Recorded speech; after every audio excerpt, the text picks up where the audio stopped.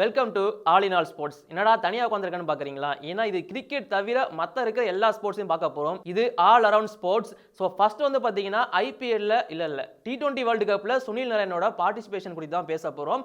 So Rovman Powell T20 world கப்போட captain west இண்டீஸுக்கு அவர் வந்து ரிக்வஸ்ட் பண்ணியிருந்தாரு சுனில் நரேன் கிட்ட, உங்களோட ரிட்டையர்மெண்ட்லேருந்து வெளியே வாங்க, வந்துட்டு எங்களுக்காக டீமில் வந்து ப்ளே பண்ணுங்க அப்படிங்கிற மாதிரி கேட்டிருந்தாரு. ஏன்னா சுனில் நரேன் இப்போ வரைக்கும் பேட் அண்ட் பாலில் சூப்பராக வந்து சர்வ் பண்ணிட்டு இருக்காரு கேகேஆருக்காக. அதனால் ரிக்வஸ்ட் பண்ணி கேட்டிருந்தாரு. அது மட்டும் இல்லாமல் பல கிரிக்கெட்டர்ஸும் சுனில் நரேனை வந்து திரும்பவும் போயிட்டு இன்டர்நேஷனல் மேட்சஸ்லாம் ஆடுங்க அப்படிங்கிற மாதிரி ரிக்வஸ்ட் பண்ணியிருந்தாங்க. பட் அது எல்லாத்துக்கும் ஒரு முற்றுப்புள்ளி வச்சுட்டாரு சுனில் நரேன். அதாவது என்ன சொல்லியிருக்காரு அப்படின்னா, நான் ரிட்டையர்மெண்ட் ஆனது தான், இதுக்கப்புறமா நான் லீக் மேட்சஸ் மட்டும்தான், லீக் போட்டிகள் மட்டும்தான் நான் ஆட போகிறேன், எந்த ஒரு இன்டர்நேஷனல் போட்டியும் வெஸ்ட் இண்டீஸ்க்காக நான் ஆட போகிறது கிடையாது அப்படிங்கிறத கன்ஃபார்ம் பண்ணிட்டாரு. பட் இருந்தாலும் வெஸ்ட் இண்டீஸுக்கு என்னோட சப்போர்ட் இருக்கும். ஸோ பாய்ஸ், நீங்கள் T20 வேர்ல்டு கப்பை வின் பண்ணி கொண்டு வாங்க, கண்டிப்பாக நான் சந்தோஷப்படுவேன். பட் என்ன அதில் எதிர்பார்க்காதீங்க அப்படிங்கிற மாதிரி ஒரு லெட்டர் ரிலீஸ் பண்ணி அதுக்கு வந்து ஒரு புல் ஸ்டாப்பை வச்சுட்டாரு சுனில் நரேன். ஸோ அடுத்ததாக அப்படியே டேபிள் டென்னிஸ் பக்கமாக வருவோம். India women's single table tennis ரேங்கிங்கில் ஸ்ரீஜா அகுலா வந்து பார்த்தீங்கன்னா இப்போ நம்பர் 1 இடத்துக்கு முன்னேறி இருக்காங்க. ரொம்ப காலமாக அந்த இடத்துல இருந்த மணிகா பத்ரா இப்போ நம்பர் 2க்கு வந்து தள்ளப்பட்டிருக்காங்க. அதற்கான ரீசன் என்னன்னு பார்த்தீங்கன்னா, மணிகா பத்ரா வந்து பார்த்தீங்கன்னா இப்போ வந்து நிறைய டபுள்ஸில் கான்சென்ட்ரேட் பண்ண ஆரம்பிச்சிட்டாங்க. மிக்சடு டபுள்ஸ், அது மட்டும் இல்லாமல் உமன்ஸ் டபுள்ஸ், இதில் கான்சென்ட்ரேட் பண்ண ஆரம்பிச்சதுனால சிங்கிள்ஸில் அவங்களால பெருசாக பர்ஃபார்மன்ஸ் கொடுக்க முடியல. பட் அதே சமயம் இந்த பக்கம் ஸ்ரீஜா வந்து பார்த்தீங்கன்னா சிங்கிள்ஸ் டோர்னமெண்ட்டில் 2023 இப்போ வரைக்கும் சூப்பரான பர்ஃபார்மன்ஸ் கொடுத்துருக்காங்க. நிறைய டைட்டிலும் அடிச்சிருக்காங்க. அப்படிங்கும்போது ஸோ அவங்களோட ரேங்கிங் அப்படிங்கிறது இப்போ ஹையராக இருக்கு. அதனால ரொம்ப காலமாக நம்பர் 1 பிளேஸ்ல இருந்த மணிகா பத்ராவை பின்னுக்கு தள்ளி இப்போ ஸ்ரீஜா அகுலா நம்பர் 1 இடத்துக்கு முன்னேறி இருக்காங்க. ஸோ நாமளும் அவங்களுக்கு ஒரு கங்காசை சொல்லிப்போம். டேபிள் டென்னிஸ்ல இருந்து இப்போ அப்படியே நம்ம ஸ்குவாஷ் பக்கமாக வருவோம். ஸ்குவாஷ்ல ரொம்ப பெருசாக மதிக்கத்தக்க இந்தியாவை சேர்ந்த சௌரவ் கோஷல் அப்படிங்கிற ஒருத்தர் வந்து இப்போ ரிட்டையர்மெண்ட் அப்படிங்கிறத அனௌன்ஸ் பண்ணியிருக்காரு. 21 வருஷம் 500 மேட்சஸ்க்கு மேலே ப்ளே பண்ணியிருக்காரு. 12 PSA டைட்டில்ஸ் அடிச்சிருக்காரு. அது மட்டும் இல்லாமல் உலக அளவு ரேங்கிங்கில் டாப் 10க்குள்ளே வந்த ஒரே இந்தியன் இந்த சௌரவ் கோஷல் தான். இப்போ அவரோட ரிட்டையர்மெண்ட் அப்படிங்கிறத அனௌன்ஸ் பண்ணியிருக்காரு. அவருக்கு ஒரு தேங்க்யூ சொல்லி நம்ம வழி அனுப்பி வைப்போம். ஸ்குவாஷ்லேருந்து இப்போ நம்ம அப்படியே ஆர்ச்சரி பக்கமாக போவோம். ஆர்ச்சரி வேர்ல்டு கப் 2024 அப்படிங்கிறது ஷாங்காயில் நடக்க போகுது அப்படிங்கிறதுக்கான அனௌன்ஸ்மெண்ட் வந்திருக்கு. ஸோ அதோட ஃபர்ஸ்ட் ஷெட்யூல் ஏப்ரல் 23 ஸ்டார்ட் ஆகி 28 முடிய போகுது அப்படிங்கிறத சொல்லியிருக்காங்க. அதில் இந்தியாவை சேர்ந்த உமன்ஸ் ஆர்ச்சர்ஸ் சூப்பரான பர்ஃபார்மன்ஸ் கொடுத்துருக்காங்க. கண்டிப்பாக மெடல்ஸோட தான் திரும்புவாங்க அப்படிங்கிறத நம்ம நம்பலாம். அண்ட் தென் கூடவே இது வந்து 4 ஷெட்யூலாக நடக்கும். அதாவது ஏப்ரல், மே, ஜூன், ஸோ இந்த 3 மந்த்ஸுமே நடக்கிறதுக்கான வாய்ப்பு இருக்குது அப்படிங்கிற மாதிரி சொல்லியிருக்காங்க. ஆர்ச்சரி வேர்ல்டு கப் 2024 அப்படிங்கிறது பாரிஸ் ஒலிம்பிக் 2024க்கு குவாலிஃபிகேஷனாகவும் இருக்கும். அப்படிங்கும்போது ஸோ கண்டிப்பாக கான்ஃபிடன்ஸோட ப்ளே பண்ணுவாங்க அப்படிங்கிறதுல எந்த ஒரு டவுட்டுமே கிடையாது.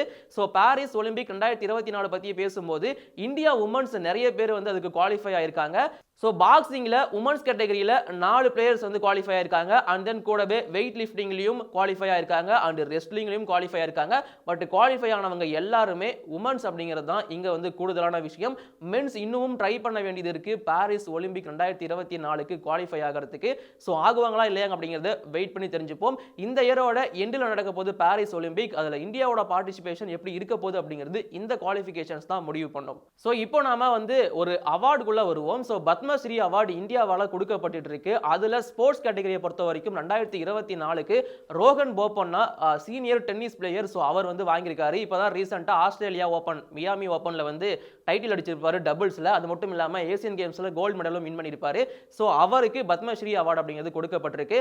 அவர் மட்டும் இல்லாமல் ஆர்ச்சரி கோச்சான பூர்ணிமா, ஸோ அவங்களுக்கும் கொடுக்கப்பட்டிருக்கு. அண்ட் கூடவே பாரா ஸ்விம்மரான சத்யேந்திர சிங், அவருக்கும் பத்மஸ்ரீ அவார்டு கொடுக்கப்பட்டிருக்கு.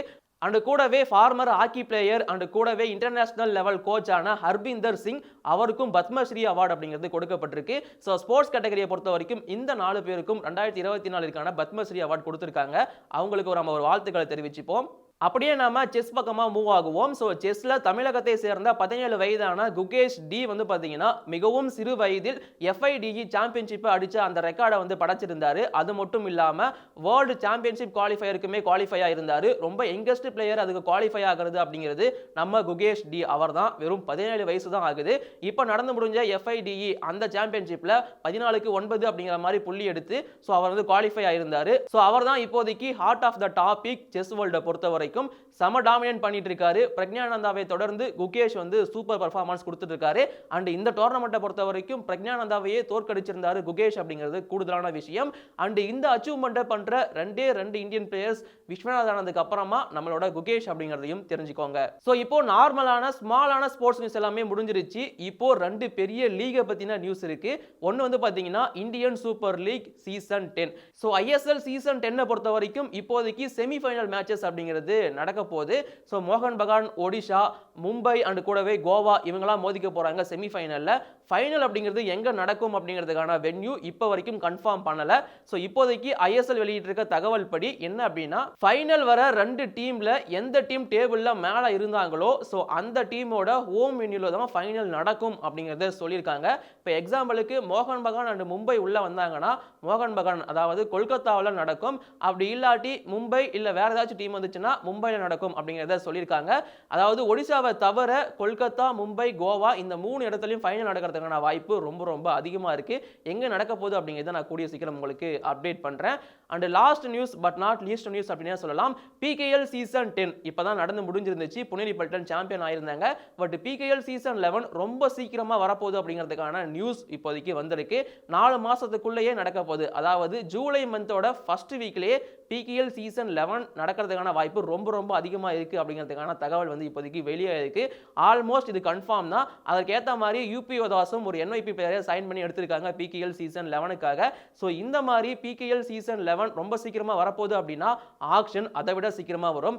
மேபி மே ஆர் ஜூன்லயே நாம பிகேஎல் சீசன் 11க்கான ஆக்ஷன் எதிர்பார்க்கலாம் அப்படிங்கிறதுக்கான தகவலுமே இருக்கு. அண்ட் கூடவே கபடி வேர்ல்டு கப்பும் நடக்கிறதுக்கான தகவல் இருக்கு. அதை நாம அடுத்த வீடியோல தெரிஞ்சுப்போம். அண்ட் இது மட்டும் இல்லாம இந்த மாதிரி வேற எந்த மாதிரியான ஸ்போர்ட்ஸ் நியூஸ்லாம் நீங்க தெரிஞ்சுக்க ஆசைப்படுறீங்க அப்படிங்கறத மறக்காம கீழே கமெண்ட்ல சொல்லுங்க. அண்ட் சப்ஸ்கிரைப் பண்ணி லைக் பண்ண மறந்துடாதீங்க. தேங்க்யூ.